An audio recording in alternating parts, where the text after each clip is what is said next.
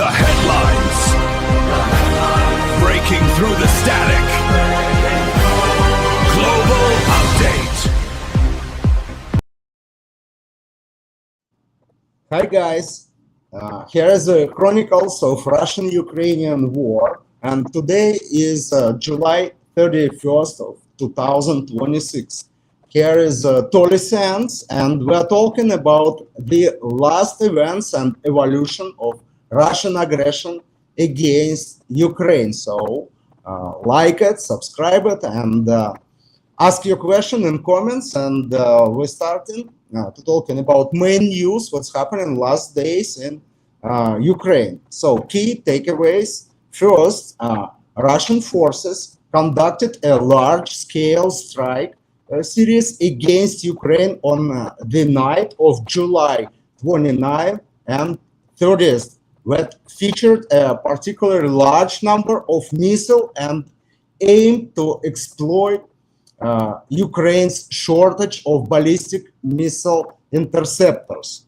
The second, Russian missile strike targets a wide swath of Ukraine deep rear and resulted in high civilian casualties.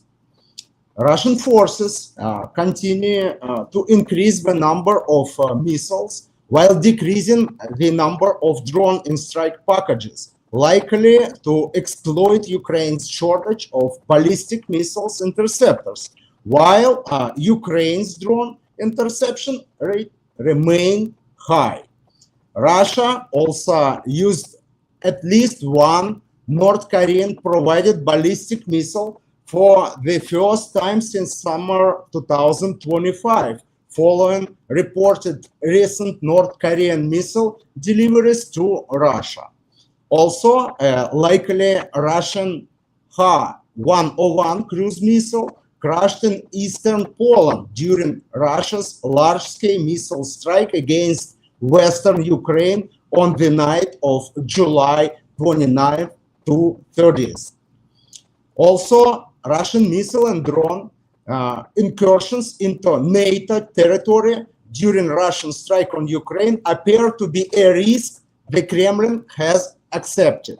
Ukrainian forces are attempting to help NATO defend its airspace and territory during large Russian missile and drone strikes that threaten NATO members. Also, Ukraine's continued strike campaign against Wildberries warehouses, the closest Russian equivalent to Amazon, through Russia is imposing significant cost on the company, retailers, and consumers. Also, Russian authorities appear to be focusing on resolving Wildberries supply issue affecting ordinary Russians, as opposed to the more pressing issue of protecting the Russia rear against Ukrainian strikes. Recently appointed Ukrainian Commander-in-Chief, Major General Mikhailo Drapatый, is starting to make personal changes as he takes command on the Ukrainian armed forces. The Ukrainian Ministry of Defense and government continue to undergo personnel shuffles. Russian forces continued their campaign against Ukrainian port infrastructure and merchant ships. Ukrainian forces continued their long-range strike campaign against Russian port and oil infrastructure on the night of July 29th to 30th. Neither Russian nor Ukrainian force made confirmed advance on July 30th. So, top lines, Russian forces conducted a large-scale strike series against Ukraine on the night of July 29th to 30th, that featured a particularly large number of missiles and aimed to exploit Ukrainians' shortage of ballistic missile interceptors. The Ukrainian Air Force reported that Russian forces launched 284 Shahed-type Gerbera type and Italmas type strike drones, and Parodia type decoy drones from the directions of Bryansk, Oryol, and Kursk, and also Shatalova in Smolensk region of Russia. Russian forces also launched a total of 74 missiles, 4 Zircon Onyx anti-ship missile from Kursk Oblast, 9 Iskander-M S-400 and KN-23, ballistic missiles from Bryansk, Voronezh, and Kursk Oblast, and 61 Ha-101 caliber cruise missile from Vologda Oblast and Novorossiysk in Krasnodarsk region. The Ukrainian Air Force reported that Ukrainian forces downed 1 ballistic missiles, 54 cruise missiles, and 265 drones. But 3 anti-ship missiles, 6 ballistic missiles, 2 cruise missiles, and 17 drones struck 20 locations, and that debris fell at 13 locations. Ukrainian authorities were reportedly clarifying information about 8 of the missiles as of 9 a.m. this morning. Ukrainian President Volodymyr Zelensky warned on the evening of July 29th that Russia had prepared a massive strike a few days ago, which Russian forces would highly likely launch on the 9th of July 24th to 30th. Russian missile strike targeted a wide swath of Ukraine deep rear and resulted in high civilian casualties. The Ukrainian Air Force reported that the large-scale strike series mostly targeted Kyiv and Lviv Oblast and included simulation wave from various directions. Ukrainian officials reported that Russian forces struck residential, educational, port, and civilian infrastructure in Lviv region, Poltava, Kharkov, Mykolaiv, Sumy, Vinnytsia, Cherkasy, Kirovograd, Zhytomyr, and Ivano-Frankovsk region. A Russian ballistic missile strike against Radushne in Dnipropetrovsk region destroyed a residential building and killed 2 parents and 4 of their children. President Zelensky reported that at least 8 people died and a dozen more were injured in the overnight strikes. Russian forces continue to increase the number of missiles while decreasing the number of drones in strike packages, likely to exploit Ukraine's shortage of ballistic missile interceptors, as Ukraine's drone interception rate remains really high. The July 29th and 30th strike package notably caused significant damage even through the number of strike vehicles and decoys in the package. It was like 358 air targets. It was not the largest that Russia has launched against Ukraine. Russian forces have launched larger salvos containing over 500 drones and missiles multiple times in recent months. The overnight strike nevertheless had devastating effects due to its use of ballistic missiles that Ukraine forces have few days to defend against the moment. Russian forces have overall been launching fewer drones and more missiles recently, having launched 4,606 drones and 376 missiles so far in July and 5,749 drones and 181 missiles in June. A Kremlin-affiliated Russian meal blogger noted on July 30th that Russian forces have been unable to massively deploy Shahed-type drones to strike deep in Ukrainian rear due to a saturation of Ukrainian air defense, effective against Shahed-type drones, and limitation in Russia's communication capabilities that restrict the drone's ranges. The meal blogger noted that Russian forces primarily used air-to-air missiles to strike Western Ukraine on July 29th and 30th, but added that Russia does not have any of these missiles as it does drones. Russia also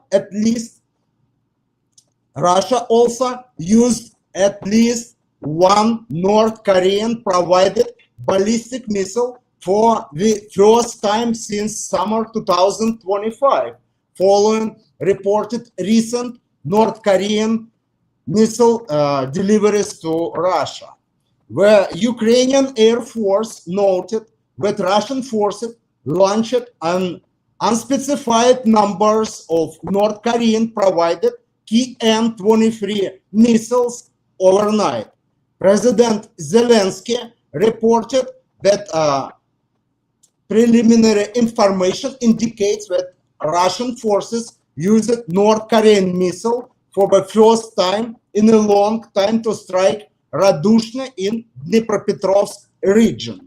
A source told Reuters on July 30th that Russia's use of North Korean missile suggests that Russia has compiled a stock of the missiles.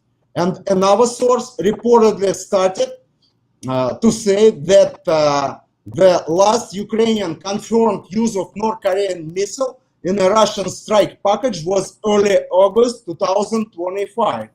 President Zelensky warned on July 25th that North Korea was sending additional ballistic missiles to Russia. North Korea's provision of more missiles to Russia features Russia's ongoing efforts to move away from massive drone strikes and to instead lean more heavily into its large missile strike to exploit Ukrainians' current shortage of interceptors capable of intercepting ballistic missiles. Russia used North Korean missiles also provides North Korea with battlefield testing and feedback to further improve the missiles, as Russia and North Korea have done in the past.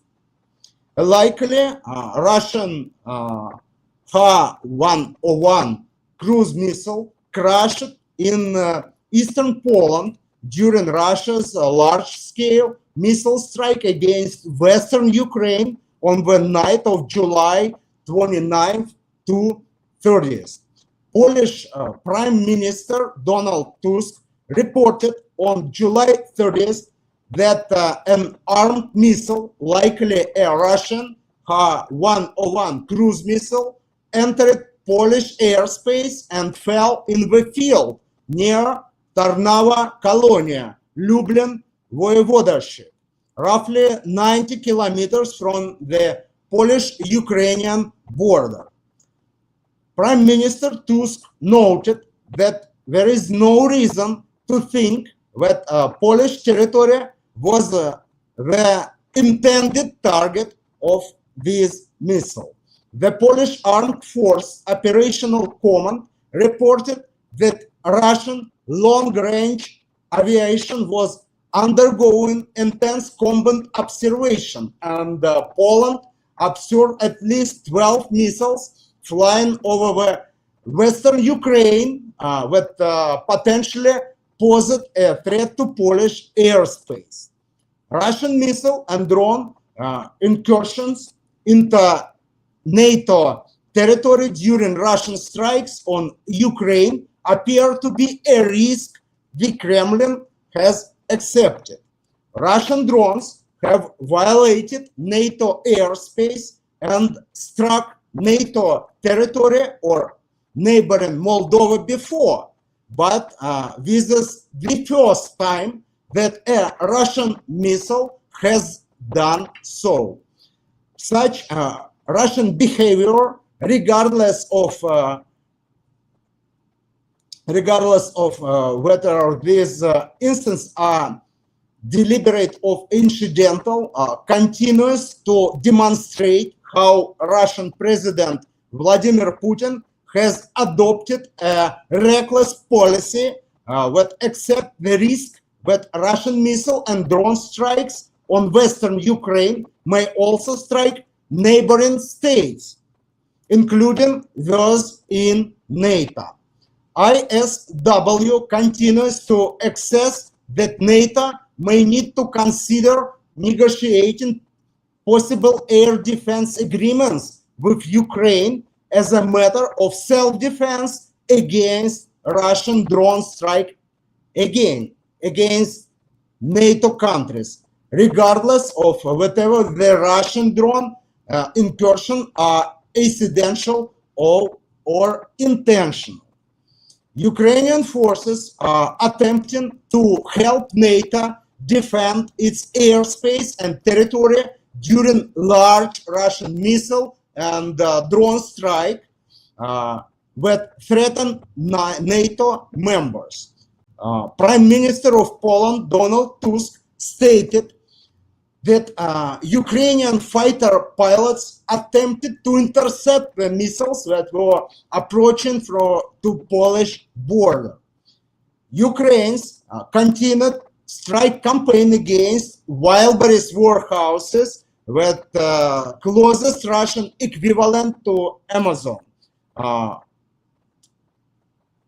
Ukrainian forces have been undertaking a deliberate campaign to strike Wildberries facilities in Russia and occupied Ukraine since July 17 or 18, with Ukrainian officials reporting that the logistics centers supply the Russian military with drone components and navigation equipment. Wildberries reported that Ukrainian forces conducted additional drone strike against the warehouses on the night of July 29th and 30th, hitting facilities in Penza region and Republic of Udmurtia. ISW recently assessed that intensified Ukrainian strikes against Wildberry facilities will likely increasingly inconvenience Russians who utilize the platform. Many Russians retailers who sell through Wildberries have been complaining about the consequences they are personally facing after strikes have destroyed their merchandise. Leningrad region Governor Alexander Drozdenko claimed on July 30th, for example, that about 1,500 Wildberry sellers in the region lost their goods to fire after recent Ukrainian drone strike against the company warehouses. Russian authorities appear to be focusing on resolving Wildberry supply issue affecting ordinary Russians, as opposed to the more pressing issue of protecting the Russian rear against Ukrainian strike. Russian Deputy Prime Minister and Economic Minister Alexander Novak chaired a meeting on July 30th of a government subcommittee on enhancing the stability of the financial sector and the individual economic sector to discuss assistance to Wildberries partner sellers who products Ukrainian strike have damaged. Novak emphasized the Russian government's need to provide support to affected small and medium-sized businesses. Economic Development Minister of Russia, Maxim Reshetnikov, outlined 3 key tasks that the Russian government must address soon to ensure stable retailer operation, all of which focused on ensuring supplies to consumers. Russia was notably unable to cope with its massive air defense requirements even before the start of the Ukrainian campaign against Wildberries in mid-July. Ukraine's strikes on these new target set will only strain Russian air defense further. ISW continues to assess that Russia will likely fail to adequately fulfill its growing air defense needs because the Russian defense industrial base and the military will struggle to rapidly strengthen the air defense umbrella to cover both the Frontline and its vast rear situation. Ukrainian forces will likely be able to continue, if not intensify, their long-range strike campaign and increased investment in Ukrainians' ability to conduct strikes in Russia. Vulnerable rear significantly degrades Russia's ability to continue protracting the war. Russian authorities similarly focused on resolving consequences to consumers, as opposed to issue with air defense when Ukrainian strikes caused wild-scale fuel shortage in the start of the summer, further highlighting Russia's inability to take serious action toward strengthening its air defense umbrella at this time. Russia exposed rear areas and continued inability to defend its airspace present a major vulnerability that Ukraine, if supported, can exploit. Recently appointed Ukrainian Commander-in-Chief Major General Mikhailo Drapatый is starting to make personnel changes as he takes command of Ukrainian armed forces. Drapatый on July 29th relieved Major General Alexander Gruzevich as the Chief of Staff and Deputy Commander of Land Forces, relieved Major General Vladimir Karpenko as the Commander of the Logistic Forces, and terminated the secondment of the Commander of Missile Force and Artillery, Major General Andrei Malinovsky, to the General Staff, where he had been observing Ukrainian long-range strikes against Russia since 2024. Ukrainian media organization Babel reported that its source stated that a presidential decree will create a new command to coordinate and optimize the joint work of Ukrainians' long-range strikes. The Ukrainian Ministry of Defense and government continued to undergo personnel shuffles. The Ukrainian Cabinet of Ministers approved the appointment of human rights activist Lyubov Galan as the Deputy Minister of Defense, overseeing the development and the preservation of human capital in the Ukrainian military and the Ukrainian state-owned defense enterprise.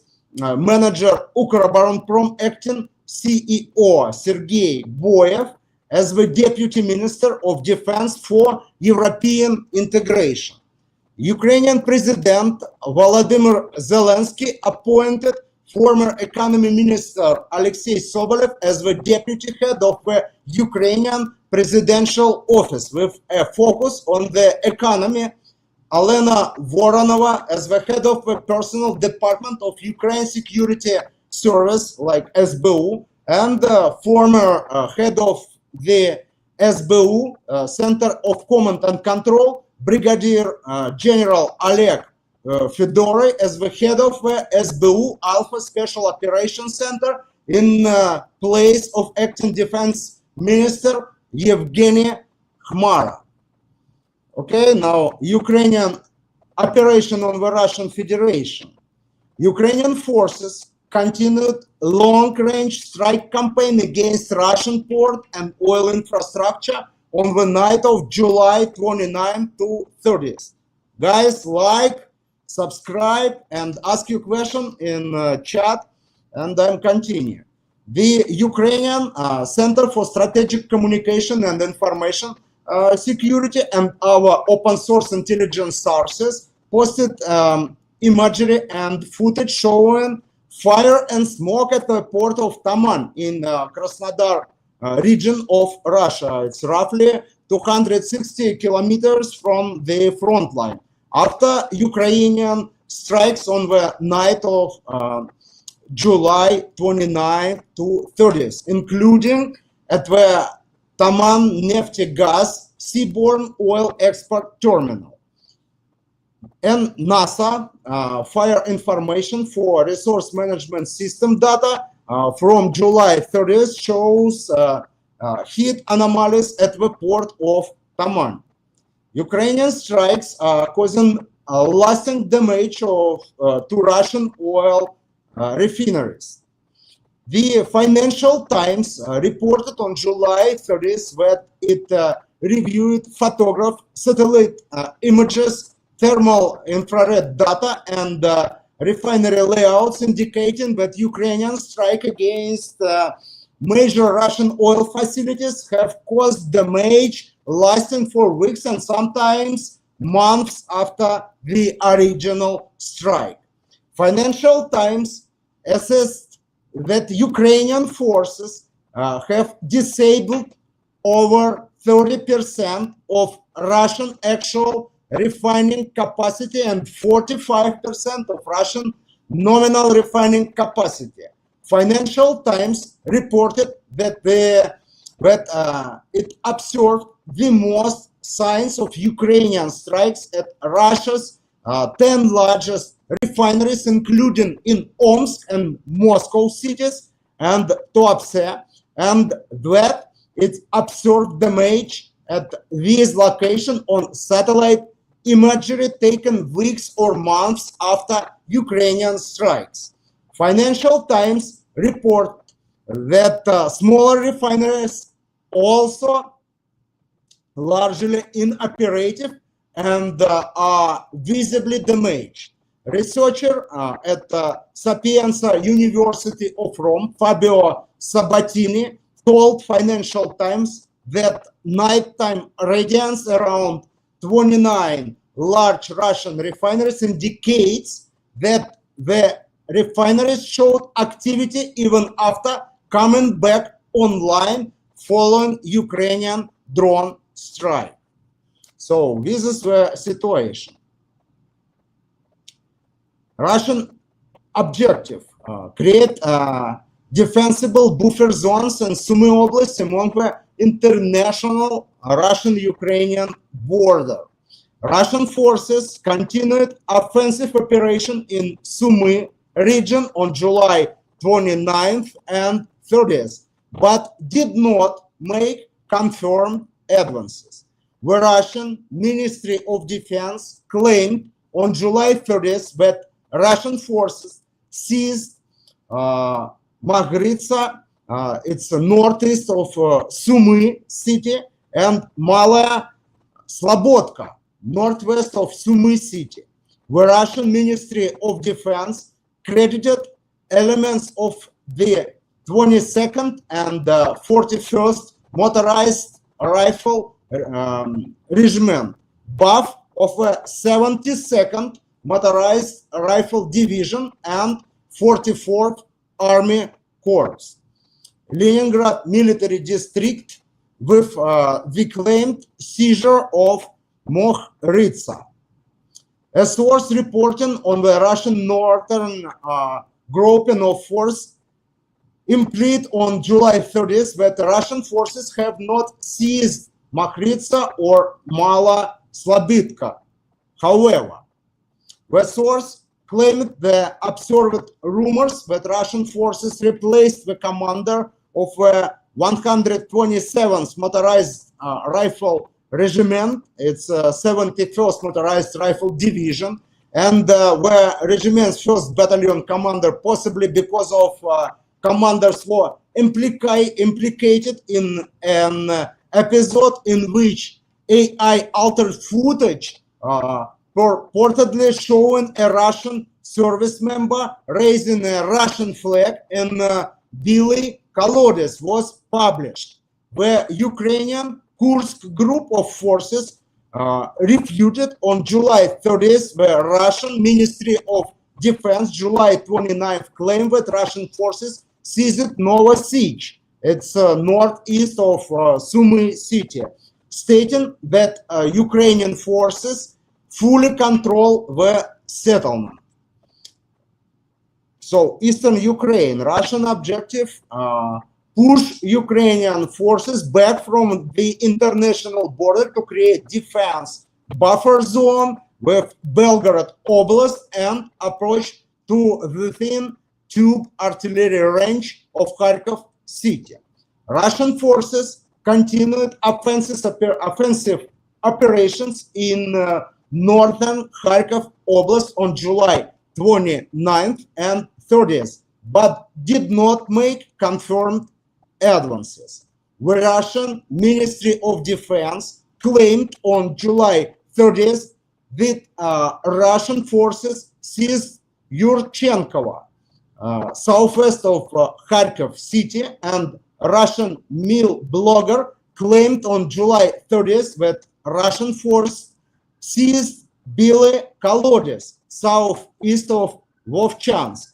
Russian sources credited elements of the 69th Motorized Rifle Division with the claimed seizure of Yurchenkovo.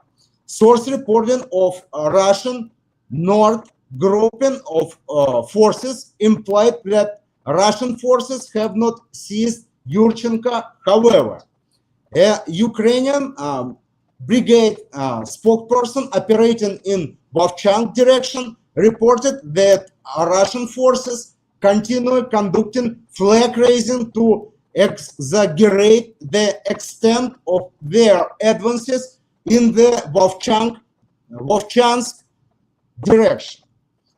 Elements of Russian Rubicon Center for Advanced Unnamed Technology are reportedly scaling up drone strikes in Kharkov Oblast.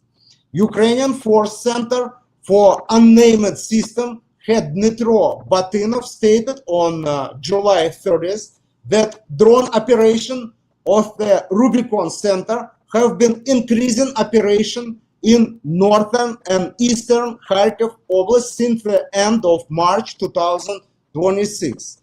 Batinov stated that the Rubicon drone operation are well trained but few in numbers, especially compared to the total number of Russian drone operators, and that Ukrainian forces are striking Rubicon drone operators. Russian forces continue using Shahed-type drones against near-air target in Kharkov direction. The Russian Ministry of Defense claimed on July 30th that Russian Giran, Russian version of Iranian Shahed drone, operators struck a Ukrainian warehouse near Kharkov city in Andreevka. Russian forces continued offensive operation in the Veliki Burluk direction on July 30th, but did not make a confirmed advance. The Russian Mil blogger claimed on July 30th that the Russian forces advances north of Anenske. Geolocated footage posted on July 30th show Russian forces striking a claimed Ukrainian observation post west of Ivashina, northwest of Veliki Burluk, with 5 FAB-250 glide bombs. Russian objective cross the Oskil river to Kharkiv Oblast and push westward into eastern Kharkiv Oblast and northern Donetsk Oblast. Russian forces continue offensive operation in Kupiansk direction on July 29th and 30th, but did not advance. A source reporting on the Russian Western grouping of forces claimed on July 30th that Ukrainian forces are conducting remote mining operation in depth of 15 to 20 kilometers from the front line to disrupt Russian near-air logistic and supply lines to frontline units in the Kupiansk direction.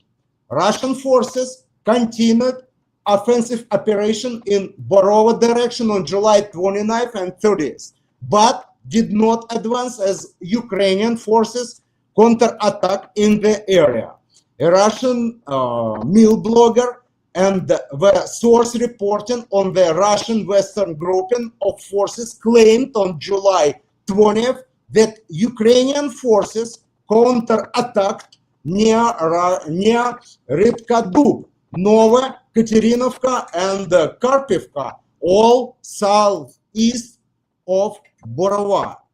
Ukrainian forces continued their intermediate range strike campaign against Russian military assets in occupied Luhansk Oblast. Geolocated footage published on July 29th showed Ukrainian forces striking a Russian personnel concentration in occupied western Lysychansk, approximately 38 kilometers from the front line, with a GBU-64 precision bomb. An open source intelligence source reported on July 29th that this strike killed at least 18 Russian military personnel, including the commander, deputy commander for logistics, and the medical company commander of an unspecified regiment, and wounded dozens of officers. Okay, next one. Guys, like and subscribe, please. Russian objective: capture the entirety of Donetsk Oblast, the claimed territory of Russia's proxies in Donbass and advance into Dnipropetrovsk Oblast. Russian forces continued offensive operation near and within Liman and east of Slavyansk on July 29th and 30th, but did not make confirmed advances. A Russian mill blogger claimed on July 30th that Russian forces advanced south of Piskunivka. A source reporting on Russian Western grouping of forces and Russian mill bloggers claimed that Ukrainian forces still hold position in eastern and southern Liman and Kaliniki, east of Slavyansk. Another mill blogger argued on July 29th that Russian forces will not seize Slavyansk in 2026. Contrary to the Russian military command's reported deadline to seize all of Donetsk Oblast, all Donetsk region, by the end of 2026, in my opinion, it's really impossible for Russian forces. Russian forces continue conducting intensified glide bomb strike to support their offensive operation in Slavyansk direction. Geolocated footage published on July 30th shows Russian forces striking a Ukrainian position in Ryakhorodok near Slavyansk with 5 FAB-250 glide bombs. Russian forces have been increasingly leveraging their superior aviation capabilities to conduct glide bomb strikes that physically destroy Ukrainian cities and strongholds enable Russian infiltrators to enter and eventually seize and consolidate positions. Degradation of Russian aviation capabilities would hinder Russian forces' ability to use glide bomb strikes and their resulting rubble to conceal infantry, likely showing Russian advances on the ground. Ukrainian counter-attack and drone operation are reportedly hindering the Russian rate of advance within the near Konstantinovka. A Kremlin-affiliated Russian meal blogger claimed that Ukrainian forces are infiltrating into Dolga Balka, west of Konstantinovka, from Mykolaiv, I can spell it, northeast of Dobra Balka, and acknowledged that Ukrainian forces maintain position in Chervona, northeast of Konstantinovka.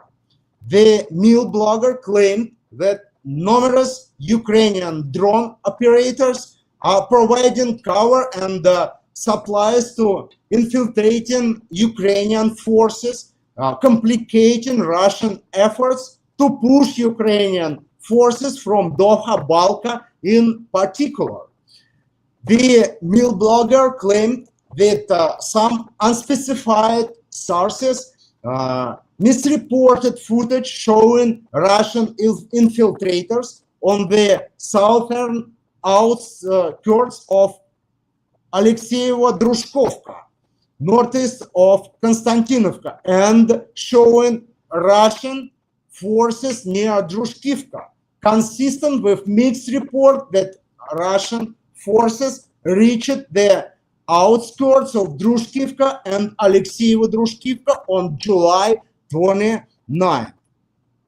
Russian sources are characterizing Russian attacks in the Dobropilye tactical area as a preparation for a wide envelopment of the fortress belt from the west and southwest. All through Russian forces remain extremely unlikely to conduct any such rapid operational maneuver given to nature of the kill zone and Russian forces persistent challenges with reporting maneuvers to the battlefield. A Russian meal blogger assessed that Russian forces aim to begin an offensive against Drushkovka, Kramatorsk, and Slavyansk from the west after seizing Dobropilye. The meal blogger's statement implies that Russian forces aim to conduct a wide envelopment of Ukrainian Donetsk Oblast fortress belt, an ambitious undertaking that Russian forces are unlikely to be able to achieve in the near to medium term given their inability to use mechanized equipment, use of slow infiltration tactics, and overall slow rate of advance in the area. Russian forces have been trying to seize the Dobropilye since launching attack in that direction in August 2025, more than a year ago. ISW has observed evidence to assess that Russian forces have advanced to within about 8 kilometers of Dobropilye southeastern border, and that Russian inflators are operating about 4 kilometers from their settlement. Russian forces conducted offensive operation in Pokrovsk direction, and as Russian sources made unsustainable and substantiated claims that Russian forces recently advanced north of Pokrovsk. The Russian Ministry of Defense claimed on July 30th that Russian forces seized Chernihivka north of Pokrovsk. A Russian mill blogger claimed that Russian force seized Vadiansk, just south of Chernihiv. Russian mill bloggers claim that Russian forces advanced north of Mirna, it's northwest of Pokrovsk, and between Byletsky, north of Pokrovsk, and Svitle, west of Byletsky. Ukrainian forces are striking Russian armored and motorized vehicles in the Russian area before they can reach the front line. A Ukrainian union operating in the Pokrovsk direction reported on July 30th that Ukrainian forces defeated a Russian column, strange unspecified, including infantry, fighting vehicles, and motorized vehicles near Novgorodivka. Russian forces continued limited offensive operation near Novopavlovka itself on July 29th and 30th, but did not advance. Russian forces continued limited infiltration mission in Alexandrovka direction on July 29th and 30th. Geolocated footage published on July 29th shows Ukrainian forces striking a Russian service member northwest of Kalinivsk. After that, ISW assesses that was a Russian infiltration mission. Ukrainian forces continued their intermediate range strike campaign against Russian air defenses, drone infrastructure, and the gas station in occupied Donetsk region. Ukrainian unnamed system forces, Commander Major Robert Magyar Brovdi, stated on July 30th that Ukrainian forces struck a Russian Buk M3 air defense system in occupied Snizhne, about 98 kilometers from the front line. And the drone shortage and launch site is occupied in occupied Donetsk city, about 57 kilometers from the front line. The occupation mayor of Gorlivka, about 31 kilometers from the front line, Ivan Prihodko, claimed that Ukrainian strikes the major gas station in Gorlovka. Russian objective: maintain frontline position, secure rear areas against Ukrainian strikes, and advance within tube artillery range in Zaporozhye city. Russian forces likely completed the seizure of Gulaypole sometime after April 2026. Russian forces continue infiltration missions west of Gulaypole.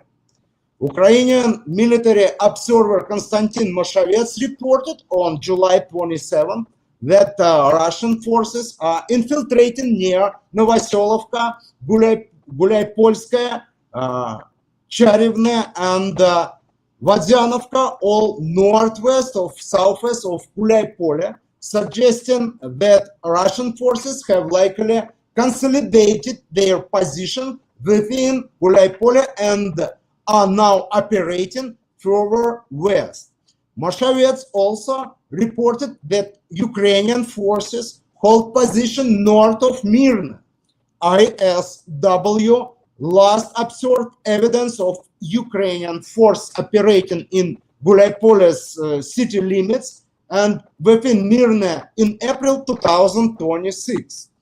Moshavets' statement and the lack of evidence of observed Ukrainian position within Gulaypole or Mirna since April indicate that Russian forces have likely seized Gulaypole and Mirna at some point since late April 2026. A Russian mill blogger claimed that Russian forces are interdicting Ukrainian logistics along the T-808 Orechov Novomykolaivka highway between Amelnik and Mikilske. above northeast of Orekhov and west to northwest of Gulay-Polye. The Mill blogger reports its accurate may indicate that Russian forces are attempting to degrade Ukrainian forces' ability to defend amid the slow Russian forces' rate of advance west of Gulay-Polye. Ukrainian forces recently cleared Russian service members in western Zaporizhia region as Russian forces infiltrated on a prior date. Geolocated footage published on July 28th shows Ukrainian forces clearing a Russian forces position in a windbreak northeast of Stepnogorsk, west of Orkhev.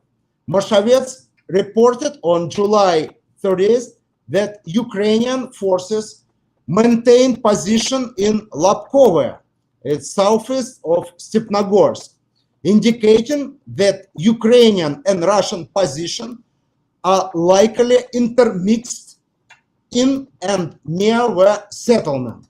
Mashavets reported that Ukrainian forces attempted to counter-attack in the southern Stepnogorsk and southern Primorsk to unblock Russian forces there, indicating that Russian forces previously infiltrated southern Stepnogorsk and southern Primorsk. Ukrainian counter-attacks in western Zaporizhia region and in the Orekhov direction have allowed Ukrainian forces to seize the tactical initiative in their sector of the theater, halt the Russian 58th Combined Arms Army,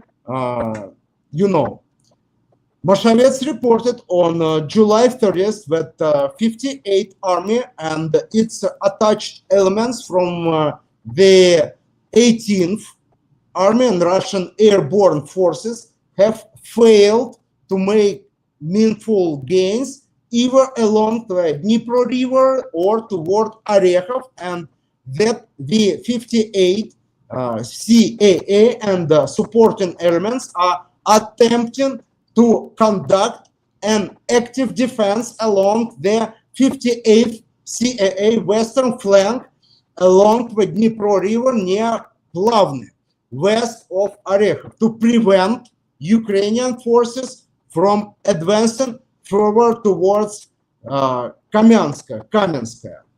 Mashavets reported that Russian forces are attempting to establish better tactical position north of Kamenskaya with limited success after previous Ukrainian counter-attack in the area. Mashavets reported that Ukrainian force advanced along the Stepnogorsk-Plavny vector and that Russian forces attempted unsuccessfully to counter-attack with infiltrators in southern Stepnogorsk and southern Primorsk. Mashavets accused that the Russian military command in the area is worried about its increasingly difficult situation as Ukrainian forces attack towards Kamenskaya. Elements of the Russian 5th and 36th CAA, its combined armies, immediately west of the 58th CAA area of responsibility, continue conducting offensive operation toward Orekhov.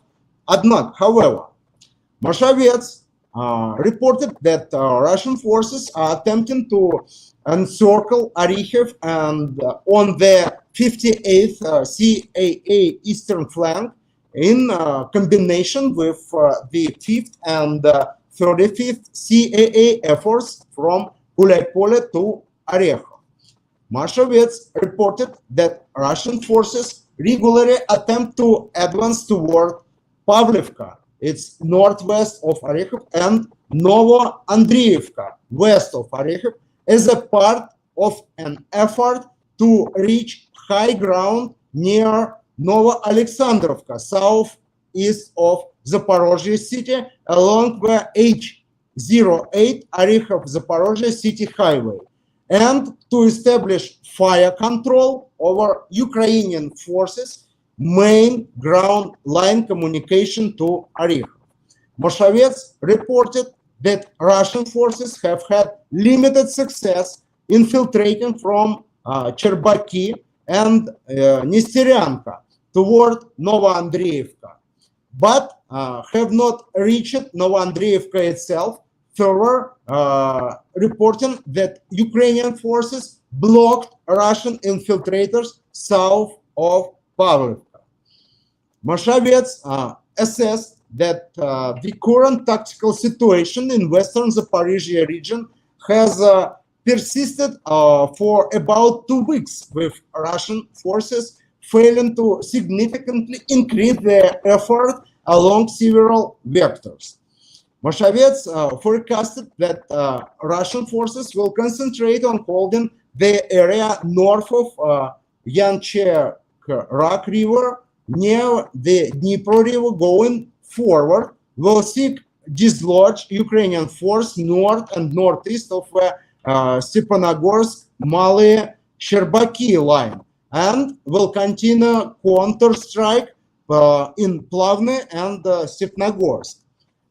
Moshavets accused that Russian force may choose to focus the 42nd Motorized Rifle Division of 58 CAA efforts east and southeast of Orykhov in combination with the 5th and 35th CAA efforts from Dobropilya, or may focus the 42nd Motorized Rifle Division west and southwest of Orykhov to make an attempt on the heights west of Orykhov, therefore leaving the 5th and 35th CAA without support. Moshavets also noted that Ukrainian forces are attempting to push Russian forces farther from the Zaporizhzhia city limits, as Russian forces are currently within from 22 to 33 kilometers from the city limits, allowing them to strike Zaporozhye city with a delivery array of weapon system. Neither Russian nor Ukrainian sources reported ground activity on Kherson direction on July 30th. Ukrainian forces continued their campaign to degrade Russian air defense assets and other military assets in occupied Crimea, and the Crimean Occupation Authority struggle to counter Ukrainian strikes.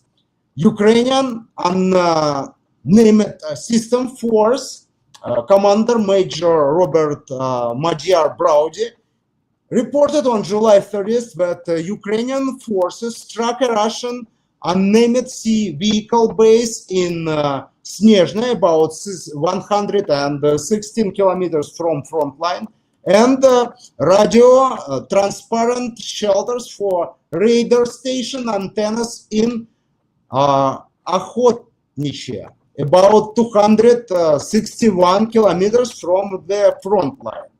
Ukrainians' main military intelligence directorate reported that Ukrainian forces struck a Murmansk BM electronic warfare system, which can reportedly intercept and jam signals at the range up to 5,000 kilometers in Cape Violand, about 240 kilometers from the front line, on the night of July 26 to 27. Radio Free Europe and Radio Liberty Crimea service reported on July 30th, citing an insider source that Crimean occupation head Sergei Aksyonov approved a plan swapping the responsibility of air defense on local Crimean occupation authorities at the regional level. Bars Crimea formation is incapable of protecting infrastructure in occupied Crimea, now, which is true. Ukrainian forces continued strike against Russian tankers conducting logistics to occupied Crimea overnight on July 29th to 30th. Brody reported that Ukrainian forces struck 4 additional Russian tankers overnight, presumably in the Black Sea and Azov Seas, for a total of 2,005 tankers struck since July 6th. So now Russian air, missile and drone campaign target Ukrainian military and civilian infrastructure in the rear and on the front line. Russian forces continued their campaign against Ukrainian port infrastructure and merchant ships.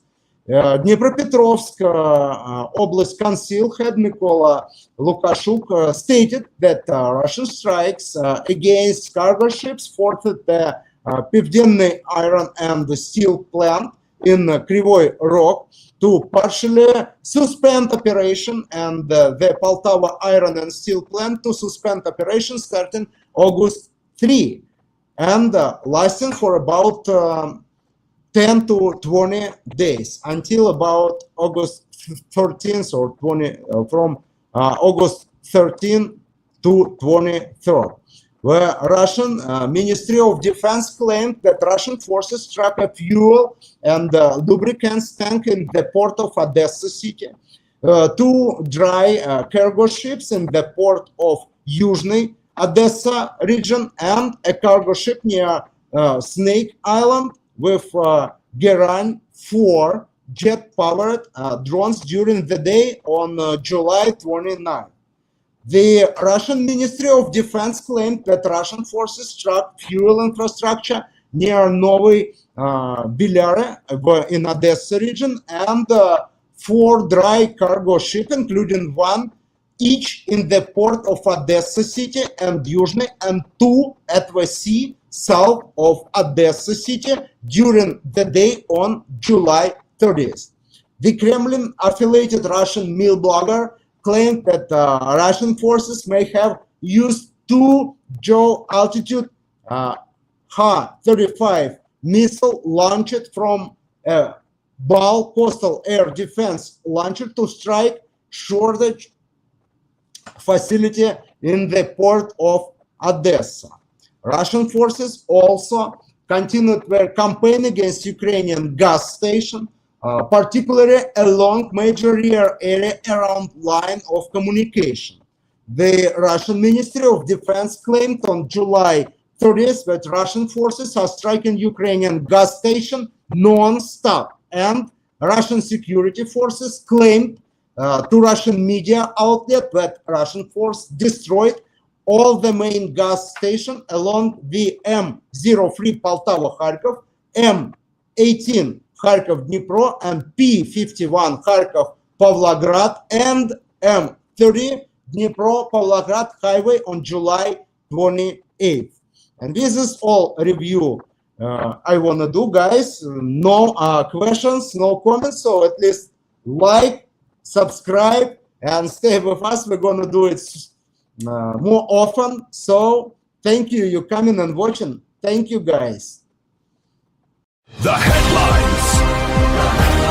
Breaking through the static. Global update.